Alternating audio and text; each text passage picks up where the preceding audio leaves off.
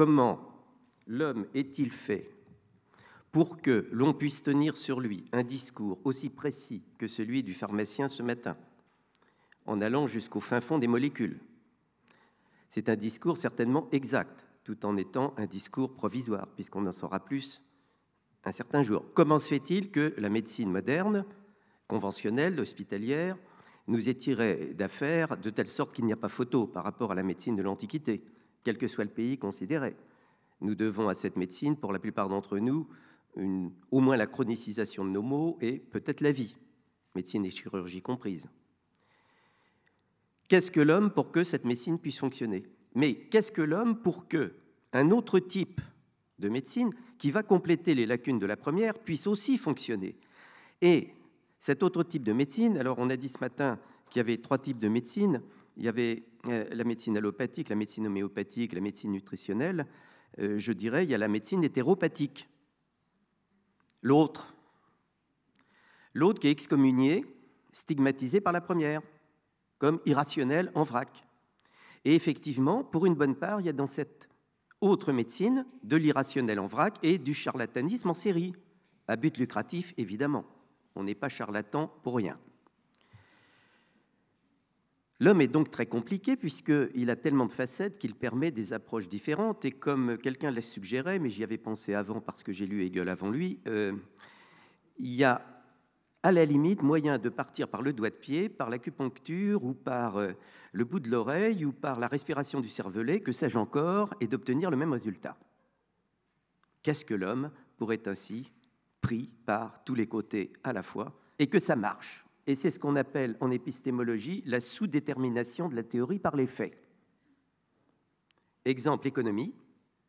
Les économistes étant aujourd'hui incapables de prévoir pourquoi il y a eu la crise de 1929, ce qui explique pourquoi ils sont absolument incapables d'avoir prévu celle de 2008, et encore plus comment on en sortira. C'est-à-dire qu'il y a beaucoup plus d'explications possibles alors qu'il y a un ensemble de faits. Alors mon titre, effectivement, est tellement énigmatique que je ne m'y suis pas totalement perdu, mais les auteurs du programme, si, puisque à chaque programme, à chaque version, il a changé. Mais enfin, bon, il s'agit d'un problème de détour. En principe, quand on fait des détours, c'est un test d'intelligence. La poule ne sait pas faire de détours, le chat, oui. J'espère être au-dessus de la poule et du chat pour vous proposer ce type de détour qui est bien connu de notre époque classique, où on inventait de toutes pièces un Huron ou un Persan pour pouvoir critiquer la France. Mais là, ce n'est pas pour critiquer, enfin, ce n'est pas seulement pour critiquer, c'est parce qu'il y a des choses, effectivement, à savoir et qui ne relèvent pas de l'histoire.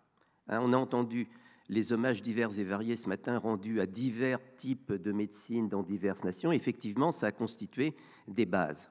Alors, il y a des oubliés, il y a 2 grands oubliés, la Grèce, dont on n'a pas encore parlé, donc on va aller en Grèce, mais il y a 2 Grèces, et puis il y a l'Afrique, la grande oubliée. Sauf que ce n'est pas l'Afrique historique dont je vais vous parler, c'est l'actuelle. Et fréquenter l'Afrique actuelle, du moins dans certaines de ses parties, donne des choses qui n'ont rien à voir avec l'utilisation de l'histoire pour le passé. Parce qu'on va avoir de la présence.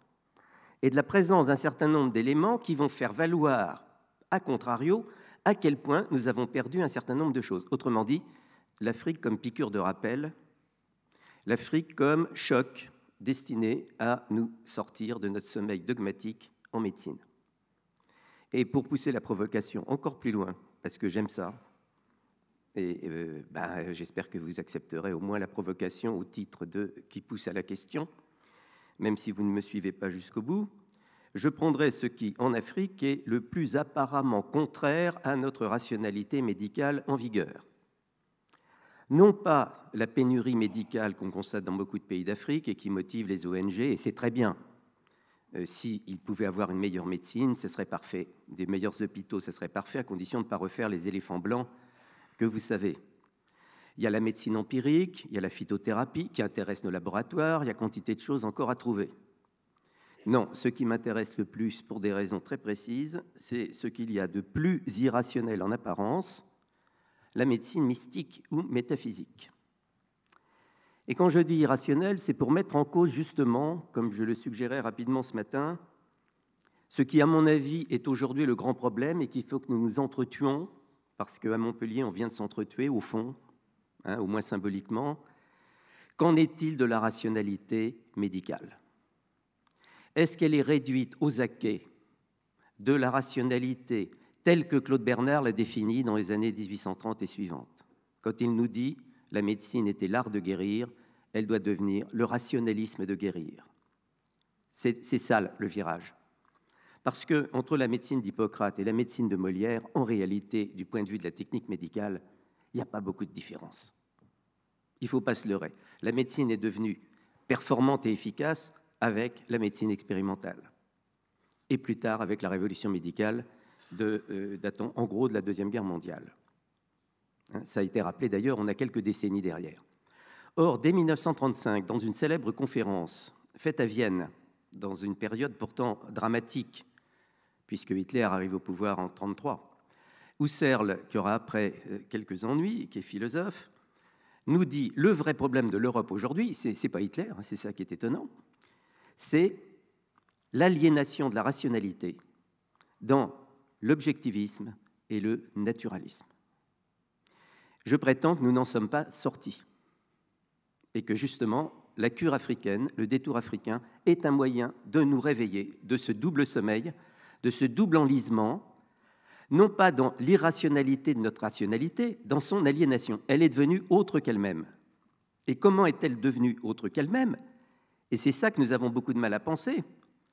Eh bien, c'est en faisant ce qu'il faut pour que la technoscience, c'est-à-dire le bloc, je ne distingue plus science et technique, c'est faux depuis Descartes, pour que le bloc constitué par le savoir et le pouvoir sur l'homme,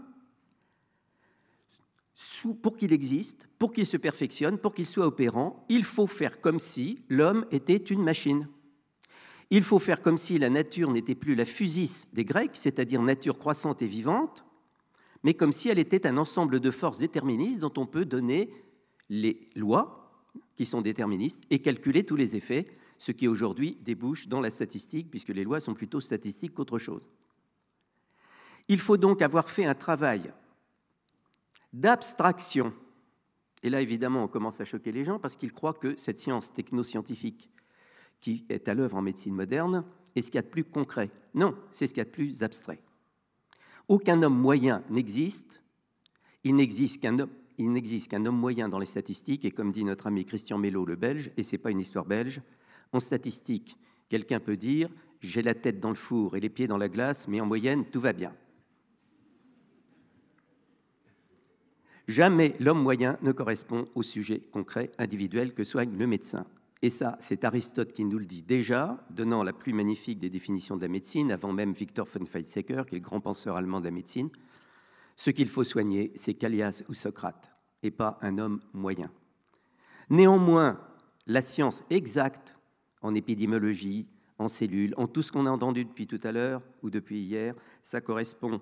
Hier, c'était plutôt l'amour, mais ça fait rien. On peut aussi le mettre en équation aujourd'hui avec des lois du genre combien de fois trompez-vous votre conjoint par an, 8,7, cherchez le 0,7. Hein, c'est comme les enfants qui naissent à raison de 1,7.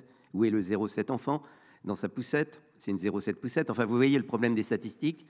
Ça nous a inculqué finalement une sorte d'existence dans un monde parallèle qui est un monde virtuel, qui correspond à des choses qui sont exactes mais qui ne sont pas vraies.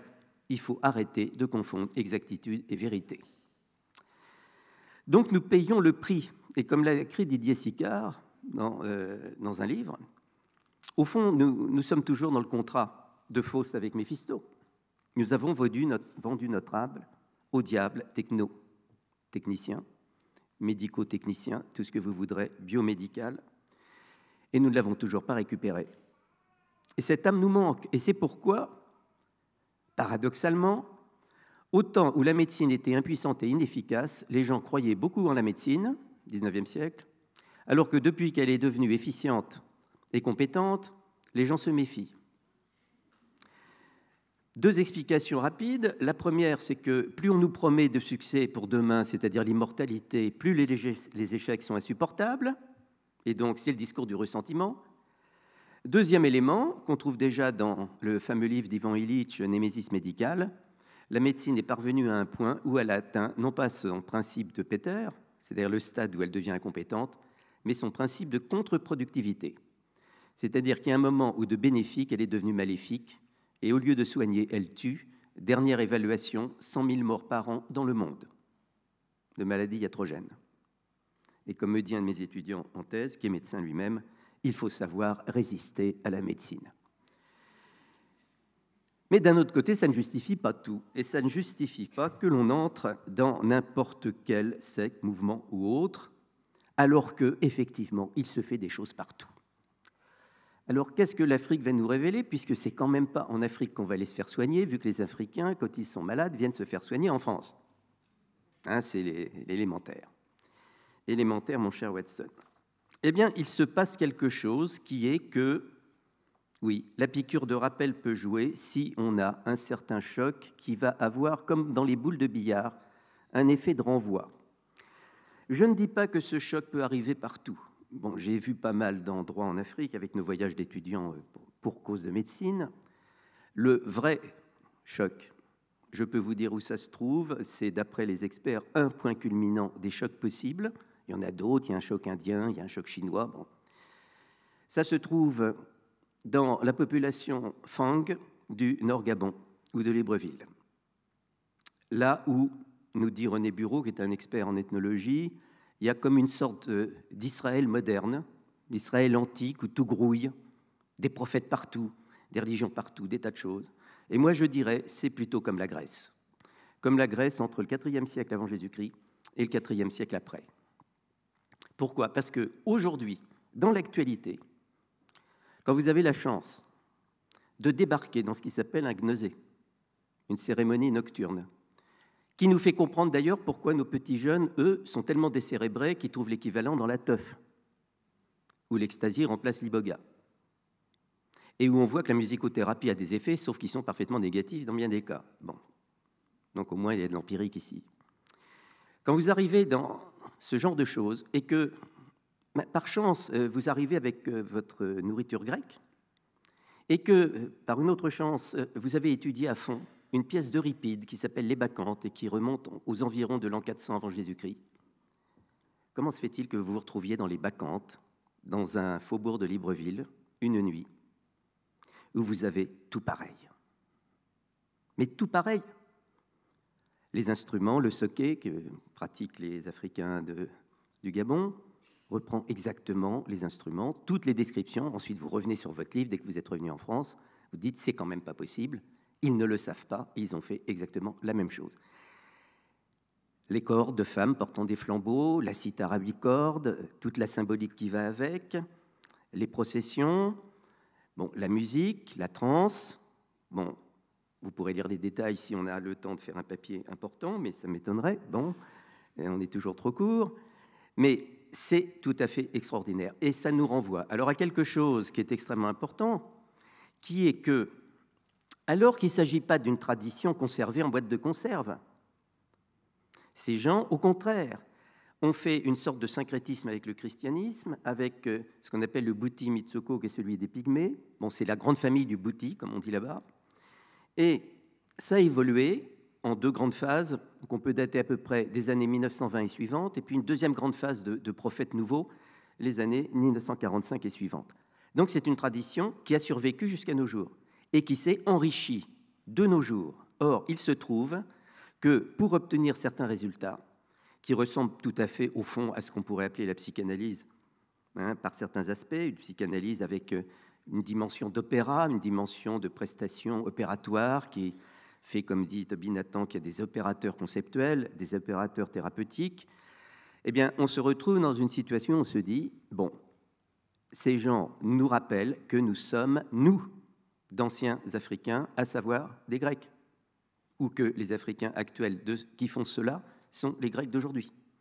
Les Grecs qui ont connu la tradition ancestrale, qui effectivement, si on est diffusionniste, vient d'Afrique, puisque tout vient d'Afrique, bien sûr, mais qui peut être tout simplement l'explication que les hommes, où qu'ils soient, n'ont que 2 bras, 2 jambes, un ciel au-dessus de leur tête, des désirs qui sont les mêmes partout, et par conséquent, c'est pas n'importe comment qu'ils vont se livrer à un certain nombre de choses, pas avec n'importe quels instruments. Il y aura du gratter, du frotter, du frapper, tout ce que vous voudrez, et ça va. On se peindra le visage. Les Africains le font au kaolin blanc, qui signifie la mort. Pourquoi ? Parce que On est dans un culte initiatique qui doit nous pousser vers la Renaissance et la lumière, ce que les Grecs appelaient la gnose, gnosis. Et comme le christianisme est arrivé là-dessus, on a ce qu'on appelle un syncrétisme.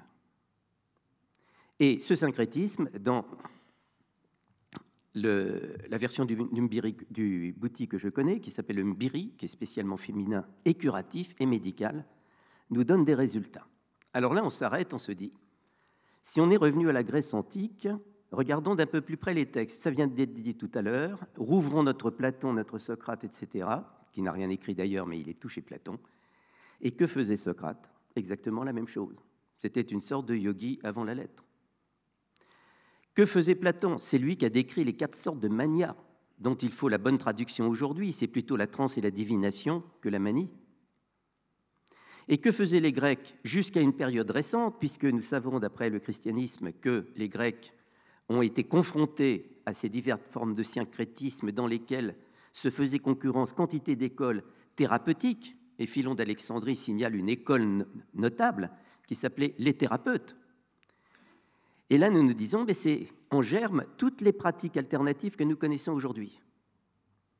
Et lorsque nous suivons la filière, nous voyons que la grande cassure s'est faite au XVIIe siècle avec Descartes, invention du corps-machine, invention de la technoscience et du corps-machine en même temps.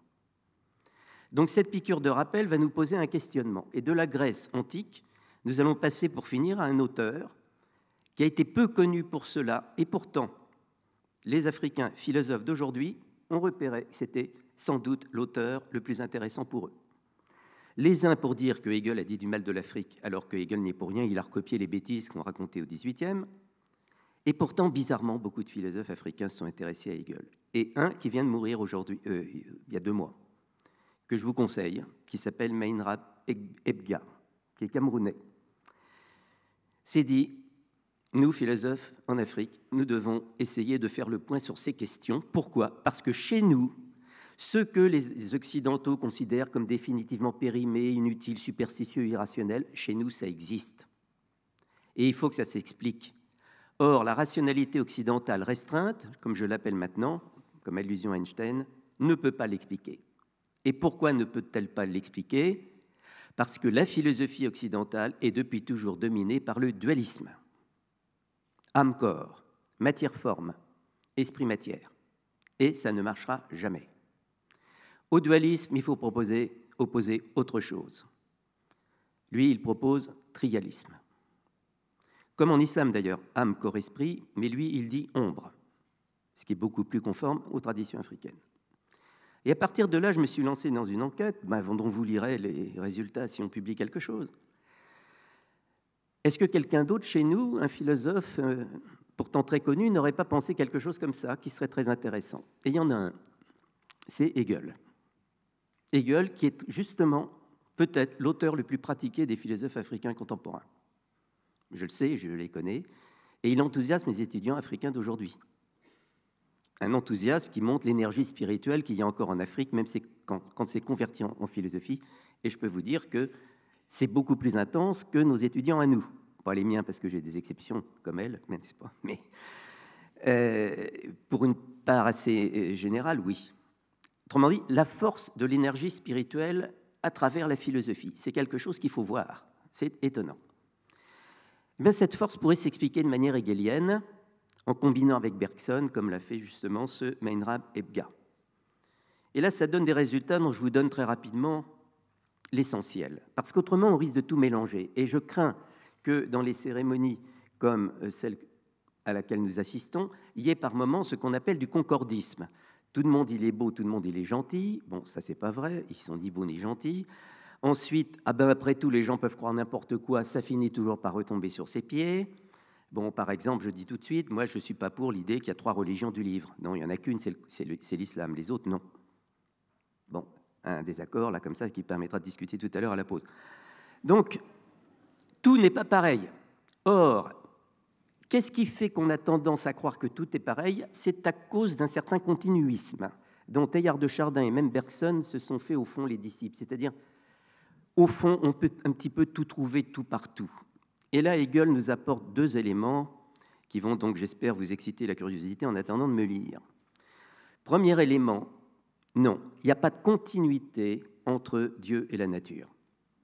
La nature n'est pas divine, et là, les religions l'ont bien marqué, on n'est pas animiste, et pourtant, elles pensent toutes, avec raison, que la nature n'est pas le fin du fin, n'est surtout pas le commencement du commencement, et n'est surtout pas l'origine, c'est-à-dire la nature n'est pas en son essence, dans sa vérité matérielle brute.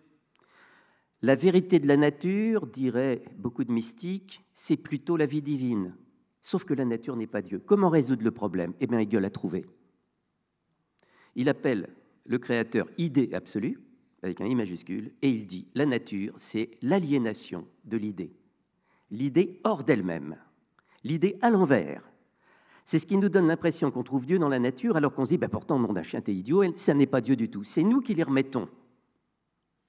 On est à l'envers de l'esprit, et c'est pourquoi le mouvement de la nature mime la vie intérieure de l'esprit que Hegel emprunte au schéma du christianisme, qui dit Père, Fils, Esprit, et il traduit Dieu le Père, la nature créée et l'esprit. Et la nature est en fait l'esprit à l'envers qui travaille et qui s'exprime sous la forme de l'extériorité pure. Et cette extériorité pure étant elle-même extérieure à elle-même, extériorité d'extériorité, la science moderne est justifiée. Elle est l'approche extérieure de l'extériorité de la nature.